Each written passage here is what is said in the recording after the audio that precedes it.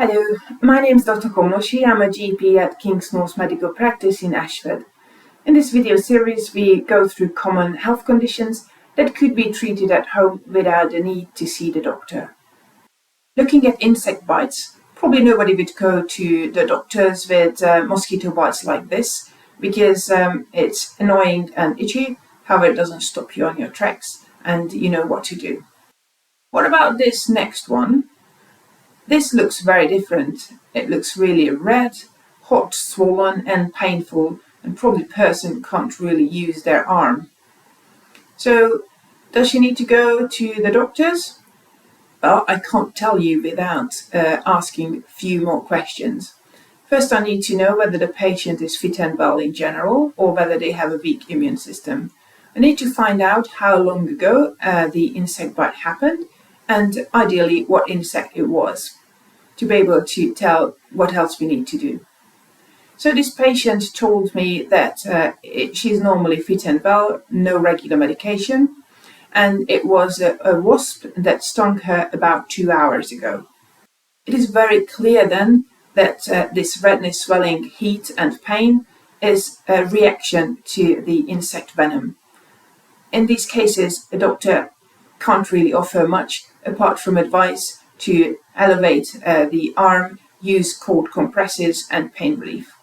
Sometimes we say take antihistamines, however there's not much evidence backing up this advice. In the UK, there are no insects that would need urgent medical attention if they bite. The most dangerous insect in the UK, it would be the tick that can spread Lyme's disease. I will show you a picture about that at the end.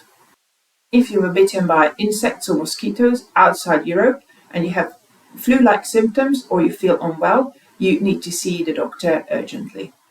In insect bite scenarios, most of the time, what a doctor needs to tease out, whether it's a reaction to the venom, it means that there's not much we can do, or it is a secondary bacterial infection causing cellulitis and it needs antibiotics.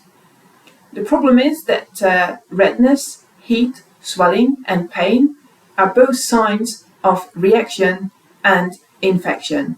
So we need to know a little more about the patient and the history to be able to help them and decide whether antibiotics are needed or not. Let's do a picture quiz. This patient tells me that she was out in the garden for a barbecue party in June. She was wearing skirts. She didn't notice any insect bites and she went to bed okay. The next morning she woke up with a painful and somewhat itchy purplish mark on her calf that looked like a bruise, and it was very painful and it spread for the following 2 days. By that time she found it quite uncomfortable to walk. This is a typical horsefly bite history. As you see, the patient marked the outlines of the reaction and it didn't spread after 2 days. It means that it is a reaction, not an infection. She doesn't need any treatment. With a horsefly bite, it might take up to 10 days to clear, and it can cover quite large areas, as you see, up to 10 centimeters. This next picture shows again a horsefly bite. It's very red, painful, and there's a central blister.